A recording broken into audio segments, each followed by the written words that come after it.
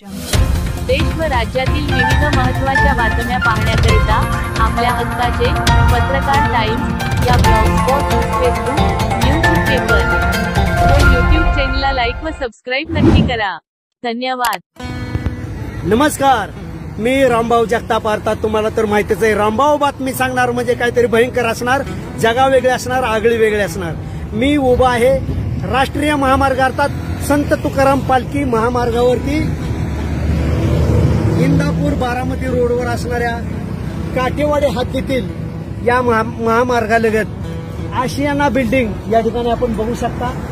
Ashiana building पालखी महामार्गाच्या रस्त्यात आल्याने ती पाडली जाणार होती, परंतु आपल्या वडिलांच्या स्मृती जपाव्यात, त्यांना त्या ठिकाणी एक सुख मिळावं, आत्मिक सुख मिळावं म्हणून त्यांचे मुलं अकबर मुलाने असतील, हसन मुलाने असतील यांनी ही बिल्डिंग चक्क मागे सारण्याचा प्रयत्न केलेला आहे. विश्वास वाटत नाही ना? हा प्रकार महाराष्ट्रात नव्हे जगभरात अनेक वेळा घडलेला असेल. इमारती एका ठिकाणून दुसऱ्या ठिकाणी न्यायचा, परंतु हा आगळा वेगळा विषय ह्या अर्थाने आहे की आपल्या वडिलांची स्मृती जपावी, राष्ट्रीय संपत्तीचं नुकसान होऊ नये. अर्थात अनेक लाखो रुपये खर्च करून बांधलेली इमारत टिकावी आणि असाच आदर्श इतरांपुढे सुद्धा मांडावा. इतरांनी सुद्धा आपल्या इमारती अशा जपाव्या, जपता येऊ शकतात. या ठिकाणी ज्वलंत उदाहरण आपल्याला बघायला मिळतंय. चला तर आपण भेटूया अकबर मुलानी, हसन मुलानी, दादासाहेब मुलानी यांच्या स्मरणार्थ, वडिलांच्या स्मरणार्थ पाठीमागे सारलेली चक्क इमारत बघूया. तर मंडळी, तुम्हाला प्रश्न पडला असेल की ही इमारत पाठीमागे सरणार कशी? उचलून तर ठेवता येत नाही आणि ठेवू पण नाही, कारण पडझडीचा प्रकार होऊ शकतो.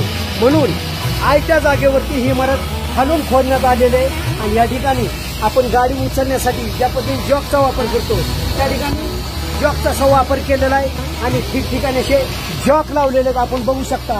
आणि उद्या सकाळी 8 वाजता ही इमारत पाठीमागे सरकवण्याची प्रक्रिया चालू होणार आहे.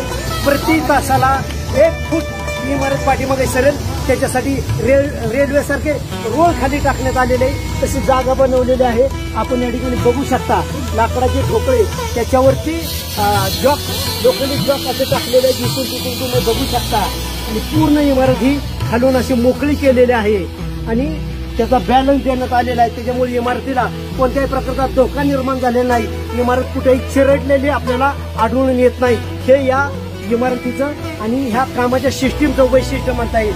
आपण बघू शकता ठिकठिकाणी अशा पद्धतीने जॉक चढवण्यात आलेला आहे आणि ही इमारत पाठीमागे सरकवण्याची प्रक्रिया उद्या सकाळी 8 वाजता काटेवाडी या ठिकाणी ही आशियाना बिल्डिंग पाठीमागे सरत 9 फूट पाठीमागे सरकवली जाणार आहे आणि यातून राष्ट्रीय महामार्गावर येणारी ही बिल्डिंग वाचणार आहे.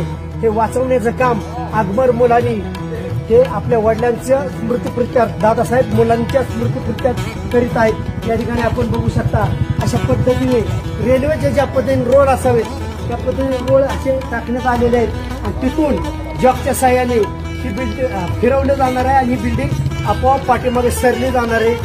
साधारण 9 फूट ही बिल्डिंग पाठीमागे सरेल. हा महाराष्ट्रातला अद्वितीय प्रयोग असेल. म्हणूनच या ठिकाणी अनेक लोक भेटी देण्यासाठी येत आहेत. भूसंपादनामध्ये आपली इमारत जमीनदोस्त होते त्यावेळेस शासन पैसे देतं. शासन जरी पैसे देत असले तरी हीच 2 मजली इमारत पाडण्यासाठी आपल्याला 4 ते 5 लाख रुपये खर्च येतो. परंतु हीच 2 मजली इमारत, एवढ्या मोठ्या प्रमाणात असणारी इमारत बांधण्यासाठी मात्र 50-60 लाख रुपये खर्च येतो. आणि हा खर्च वाचवण्यासाठी एक मध्य साधलेला आहे. या आशियाना बिल्डिंग वाचवण्यासाठी मध्य साधलेला आहे. दादासाहेब मुलानी यांचे चिरंजीव या ठिकाणी आपण त्यांच्याशी भेटूया, त्यांच्याशी बोलूया की नेमकं त्यांचा ही इमारत वाचवण्यापाठीमागे काय उद्देश आहे.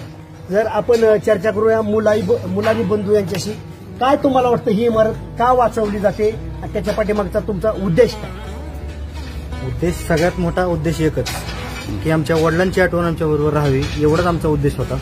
आणि दुसरं कारण हे आपलं पैशाची बचत होती, वेळेची बचत होती आणि आपले बांधकामी सुरक्षित राहते, यासाठी आम्ही निर्णय घेतला. आणि तुम्हाला ही इमारत पाठीमागे सरकवण्याची कल्पना सुचली किंवा कुठेतरी तुम्ही सर्च केला असेल, युट्यूबला बघितलं असेल, असं वाचू शकतं का तुम्हाला मनामध्ये भीती वाटली का की ही इमारत अशी पाठीमागे सरकवताना पडेल किंवा काय होईल, धोका निर्माण होईल, याची भीती वाटते का? असं सुरुवातीला वाटलं होतं बरं का, पण ज्यावेळेस काम चालू झालं आणि ते बघितलं त्यावेळेस असं वाटलं की हे म्हणजे वरती पण भाडेकरू राहत आहेत, त्यामुळे काही भीती नाही असं आम्हाला वाटलं.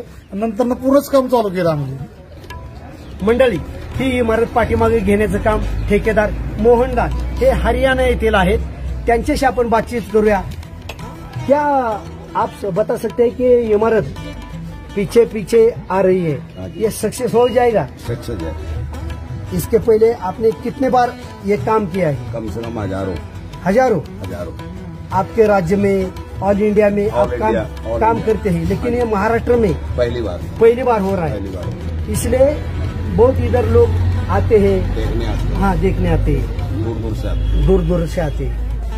तो ये इमारत पीछे आ सकते हैं, कोई रिस्क नाही.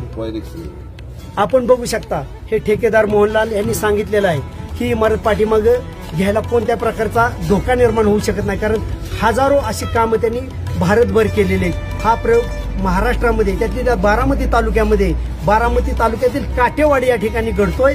हा कुतूहलाचा विषय झाल्याने या मुलांनी बंधूंकडे अनेक लोक भेटायसाठी येत आहेत आणि उद्या मात्र सगळ्यांनी श्वास रोखून धरणार आहेत. ही इमारत फुटाफुटांनी पाठीमागे येणार आहे. 9 फूट ही इमारत पाठीमागे सरून हे एक प्रकारे यांच्या पैशाची, अर्थात राष्ट्रीय संपत्तीची बचत होणार आहे. आपल्या हक्काचे पत्रकार टाइम्स न्यूज चॅनेलला सबस्क्राईब करा. धन्यवाद.